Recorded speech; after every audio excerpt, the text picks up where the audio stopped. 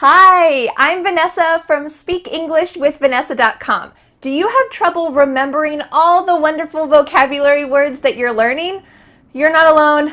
Let's talk about it.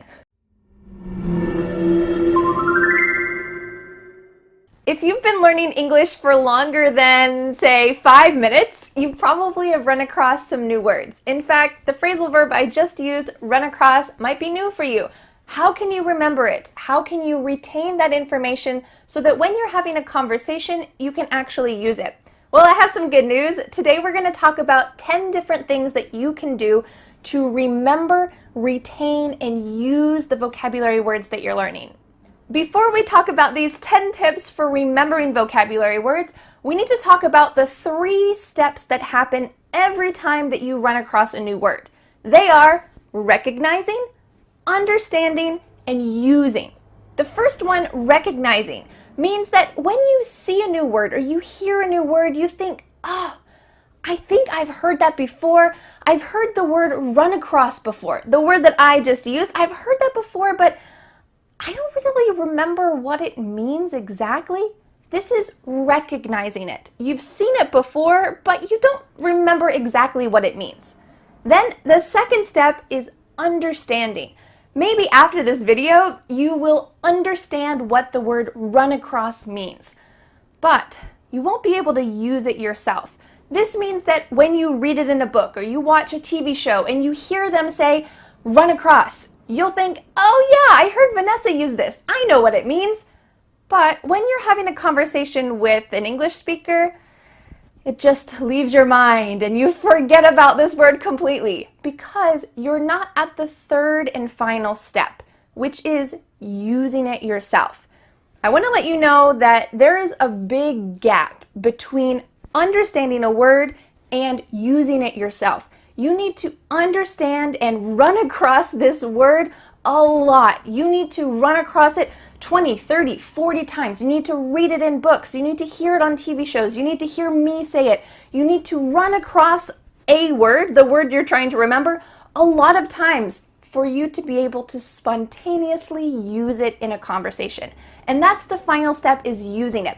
So I want to let you know that when you learn a new word, you're not going to use it directly. You're not going to be able to just blurt it out and say it immediately.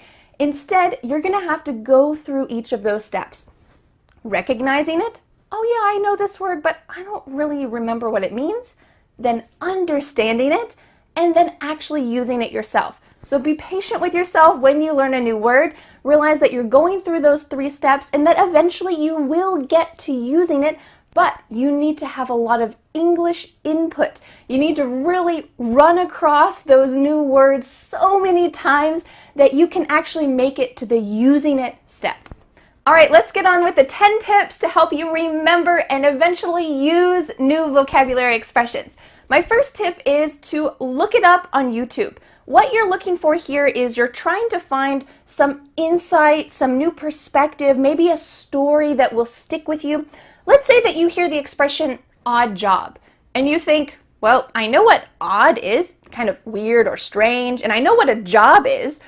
Does this mean a weird or strange job? I don't know. I want to use it correctly. So you search on YouTube, odd job. You're hoping to hear this word repeated a lot so that you can make it from recognizing to understanding to using, and you come across or you run across the video that Dan and I made about vocabulary, including the word odd job. You listen to that a couple times, you hear Dan's stories about his odd jobs, you hear my stories about the odd jobs that I had, and you realize, oh, it's not actually a weird job, it's just a kind of side job. Babysitting, walking dogs, washing windows, some kind of side job. Now I understand it.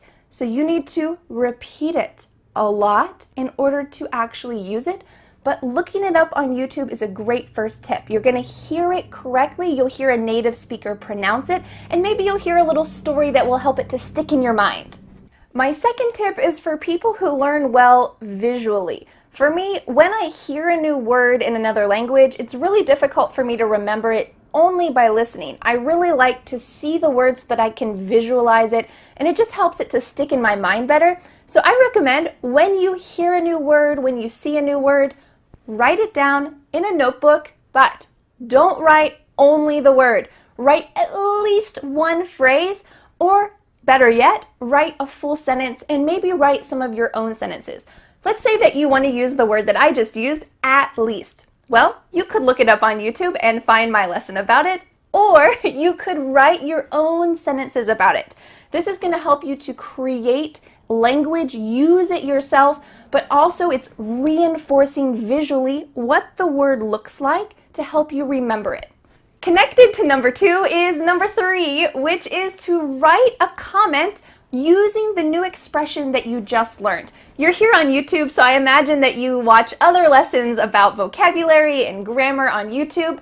Use it immediately. Write a comment using that expression. You're using the word, you're seeing it visually, you're interacting with other people, so it's more of a real life situation than just using a notebook. You're hoping that other people will actually be able to understand your sentence, and maybe if you're lucky, you'll even get some feedback about it. Tip number 4 will help you with some muscle memory. It is to read out loud the sentence that you wrote in your notebook, the sentence that you wrote in the YouTube comments, or even a sentence that someone else wrote.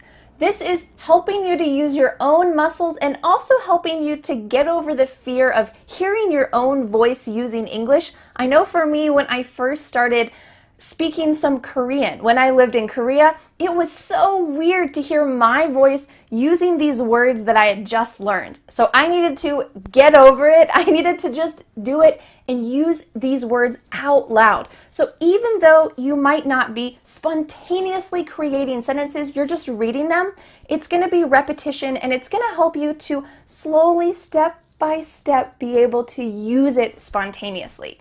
Tip number 5 uses muscle memory and is also great for visual and kinesthetic learners. It is to draw a picture of a new expression when you learn it. So let's imagine that you hear the word rain check. Can we take a rain check? And you think, rain check? I know what rain is, I know what a check is, what's a rain check? So you look it up on YouTube, you write a comment about it, you read it out loud, and then you think, well, I want to take it to the next level. So you open your notebook again and you draw a picture of a rain check so that you can really ingrain this in your memory. If you're curious, a rain check means you're just going to delay something because something came up. Something happened and you have to delay your event. So you might say, hey, we need to take a rain check. We need to do it tomorrow instead of today. So now in your notebook, you can draw a picture of a rain check. You could either draw a literal picture of a rain check, a check with rain on it, or you can draw a picture depicting this. This is great if you enjoy drawing, of course, and if you enjoy learning visually and also by using your body, moving your body and drawing, it's going to help ingrain these words in your mind. Tips number 6 and 7 go together. The first one, number 6, is to learn maximum 5 new expressions per week.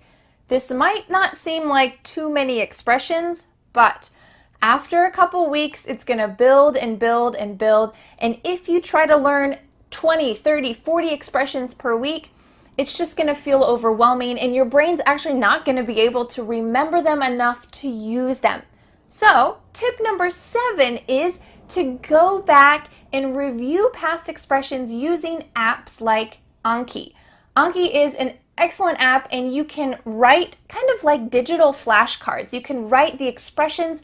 I recommend writing full phrases or sentences using those expressions, and it will use a spaced repetition system, SRS, so that over the next couple days, it will show you those words again, and you can try to guess correctly what they mean, the sentences that they fit in, but it will also help you to review past words. So you're going to see those past words that you learned at certain intervals, every 3 days, every 5 days, every week. This will help you to remember it because repetition is key.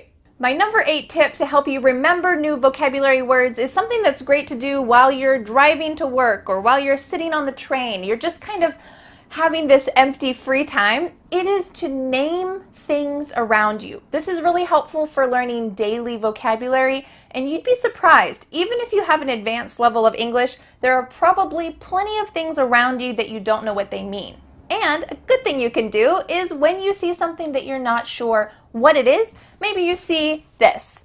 It's a pillow, and you think, oh, I heard the word for that a long time ago, but I forget. Oh, I haven't used it in a long time. So you look it up. Maybe you write it in your notebook in your native language, or you draw a picture of it so that you can go back later and look it up in the dictionary. What is that? And you see, oh, it's a pillow. Great. Now you have an association with this thing in your house. And that links to the next tip. The next tip is to make associations with new vocabulary and other words in English, or possibly even words in your own language. This could be things that sound similar. So for example, this is a pillow. This includes the word pill. Pill. A pill is something that you take like medicine if you're sick. So you could think, oh, this pillow is filled with pills. It's not filled with cotton or cloth. It's filled with pills. Oh, this is going to create an association between these two words. And instead of learning just one vocabulary word, you've learned two. And now you're helping yourself to understand it and remember it so that eventually you can use it. My final tip, tip number 10, is to quiz yourself.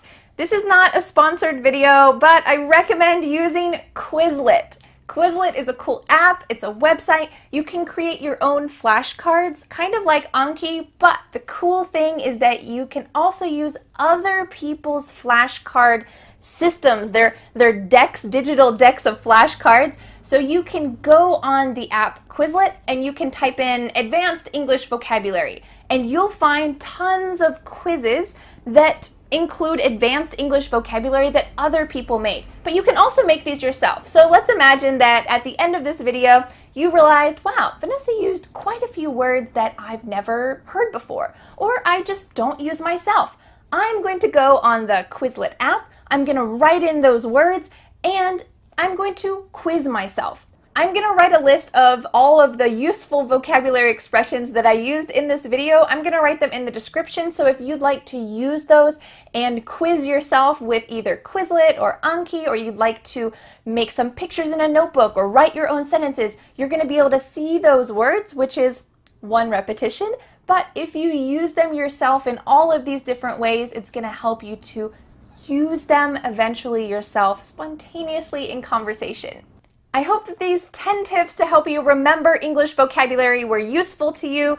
Use some of them. Use them in the comments. Write your own sentences. Read them out loud. Draw some pictures. Name things around you. Try to really repeat these words as much as possible because you want to move from recognizing the words to understanding them to using them yourself. Let me know in the comments, do you have any other tips to help you remember vocabulary words? Let us know. Let's learn from each other. Thanks so much for learning with me, and I'll see you again next Friday for a new lesson here on my YouTube channel. Bye! The next step is to download my free ebook, 5 Steps to Becoming a Confident English Speaker. You'll learn what you need to do to speak confidently and fluently. Don't forget to subscribe to my YouTube channel for more free lessons. Thanks so much. Bye!